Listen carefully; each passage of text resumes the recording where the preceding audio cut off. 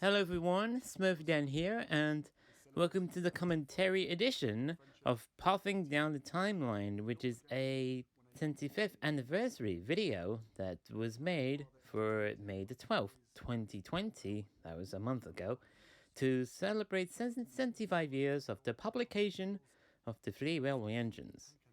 Now, the footage of Prince Harry, taken from the TV airing of the Royal Engine as well as the Netflix one, was typically the last-minute add-in, as well as the title, Puffing Down the Timeline, thanks to Streaking Steam Productions for his help in advance.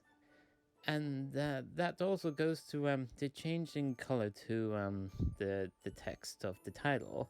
It was originally going to be yellow, like usual Thomas and Friends episode titles, but seeing that it was too bright at the last minute, I had to change that color from yellow to red.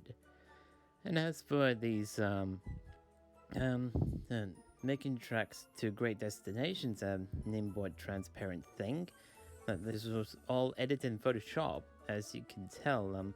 Which year does any event took place, like the development of the island of Sodor that was developed in 1950 after the visit of the Isle of Man by the Reverend Audrey, and here 1955 when the Four Little Engines was published, introducing us to the iconic scholarly railway engines. And here is the 1958 with the first published map of the island of Sodor. Now, getting back to the video at hand, the production itself, it all started right after my birthday, the day after my birthday, starting with the name boards transparent thing, as you can see, to start things out. And once that is finished, which only took me 10 to 12 days, I think, then the video production started, where I was able to compile both the transparented name boards and the footage as shown here. All of which that took me another 10 days, I think. So yeah, overall the production took over half a month to make for Adobe Premiere Elements, and as you can see from the having to deal with the circumstances, this was one of the last videos I've ever edited on a late 2012 iMac on the Adobe Premiere Elements, which was long before this wasn't shortly before the applications, including the Premiere Elements, became unresponsive and the startup process had stuck up, and thus I had to clear up the iMac and update it to Catalina, and then this resulted in the more unresponsive apps during that time. But as far as I'm aware, that people complained of these Apple Mac OS updates these days.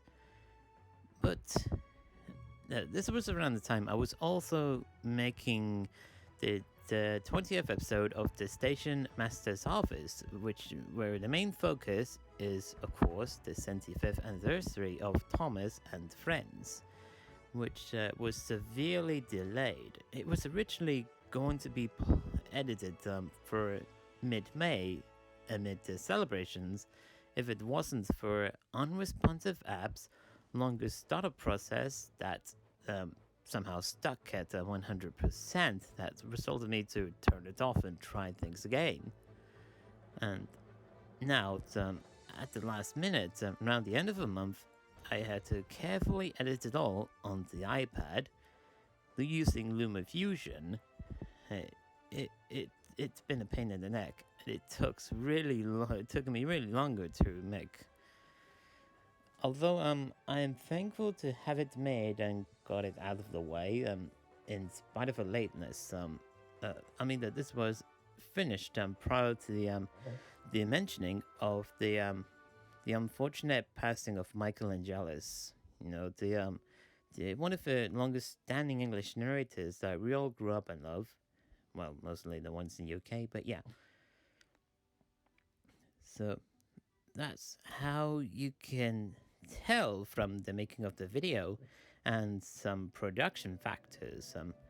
But nonetheless, I am thankful to have this video edited in time. This was over 2 days before the iMac started to become visually unresponsive, and that the startup become unresponsive too. Now, as you may know, I was now I'm going to tell you a couple of things that fun facts about myself as we were going throughout the years here. For example, in 2000, I went to see Thomas and the Magic Railroad 2 times. The first time was in Odeon's old Wimbledon cinemas on its release date, July 14th, 2000, while I was in Bushey Middle School. And the second time was at Few Cinemas in Croydon Poly Way. And I do recall seeing Thomas and Friends US DVDs and VHS for the first time as I was looking on the internet. And this was around the time in 2002 as I found out that HiT Entertainment acquired Gullane from back in September 2002. And this was around the time when Now, another fun fact about Thomas and Friends, the Big Life Tour. I went there in February 2003, on the Saturday, February 21st, and 2003. And then over a year later with the All Aboard Tour. Now, the fun fact about 2003 is, I was able to send something special on CITV. I traced the poster of James and Thomas and Percy highlighted in the Big Life Tour magazine and advertisement, and colored it in and painted it, and then sent the whole collage of it to CITV, which was eventually shown on the first repeat of Elizabeth the Vintage Lorry on Monday, February 17th of that year, 2003.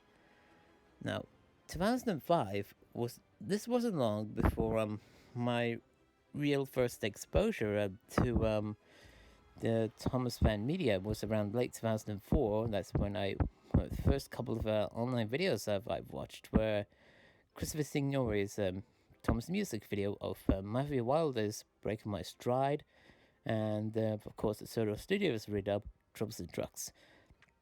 Before having seen lots and lots more infamous and terribly made redubs by people that were not part of the Soto Island forums. And this was, I also learned to making these particular redubs myself.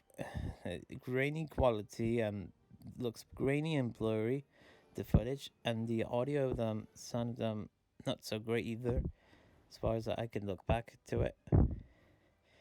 So yeah. Now, late 2005 and early 2006 was the time that I first arrived on the Thomas fan base on the internet, but not on the Soto Island forums, because I was still a newbie at the time, but rather on one of the now defunct Thomas forums that names that escaped me right now. The very first few people I've met were Blue Pioneer and Ian Fox and Mel Sherry and Trust Thomas 65, to name a specific few online. And I am thankful to have having met I've mentioned few people in real life these days now, especially Mel Sherry, Crane Productions 27, Starbuck Productions, Callum, and never Callum, that's as Streaking Stream Productions, and Parker Productions, Elliot, and of course the rest of the Soto Island forums people. Now, please excuse the blurry and hesitation for saying this. Oh yeah, the 2011 was also the year that celebrated the centenary of the Reverend W. Audrey, and I eventually went to Railway around Father's Day of that year with my father, as where I shot a video of the exhibition, the centenary exhibition, and going on the lovely little line with him. Well, you can watch these on YouTube as well. They're on my YouTube video, as well as the blog report. That was also the first time I've met the Audrey family members. This was where I first met Veronica Chambers. I met Christopher Audrey the year prior in 2010. I mean, I've met Christopher a few times. Same thing goes to Veronica and Hillary, I think, 2 to 3 times. The last time I've met her was in 2012 in London, following the UK cinema premiere of Blue Mountain Mystery, about the year before she passed away. That's Hillary. Rest in peace. And of course, 2015 was was a huge deal at the time. It was mostly for me anyway, with the celebration of the 70th anniversary. From having went to Thomas Land and eventually met Ian McHugh in person for the first time, the TV series producer. He's one of the honest and nicest people to be ever talking to, and that I'm grateful to be friends and getting in touch with to this very day. Thank you, Ian, for making everything as fun again for Thomas and Friends, and as well as for keeping the legacy of Thomas and Friends, dry rails and good running.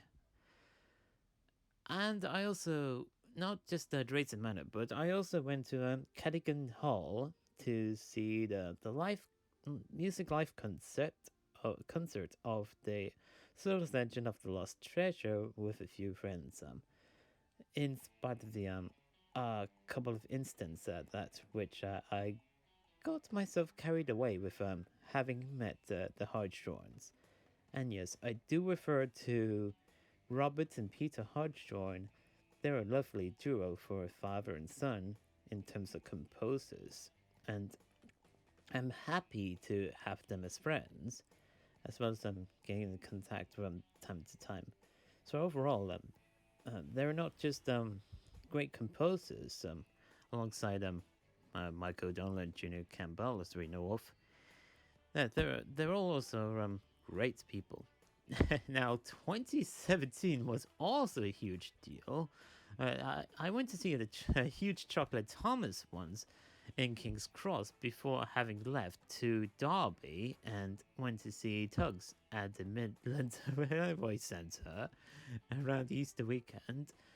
And when I first saw the trailer of the Journey Beyond Sodor, and the fact that the engines were bouncing, it was a huge deal at the time for the fan base, because the people were like, "Oh my gosh, they're bouncing! No more bouncing! We don't want it!"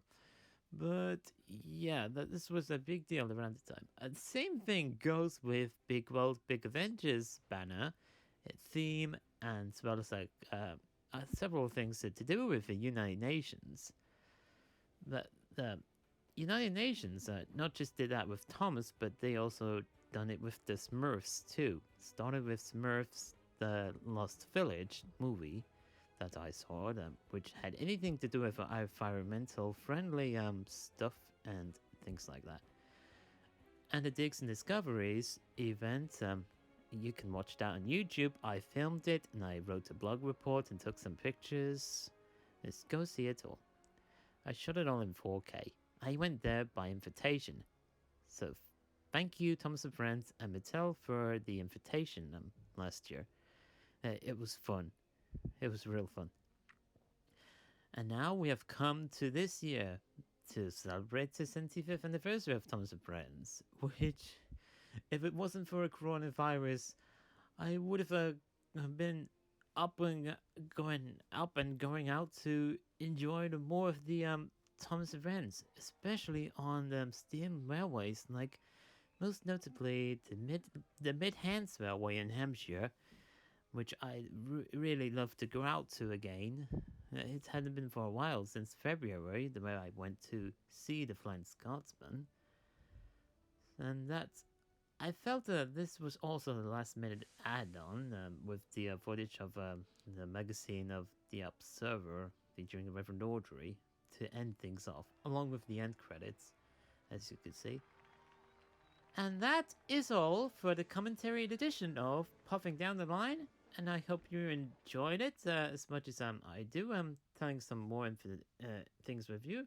So until next time, this is SmurfyDan signing off, and good night.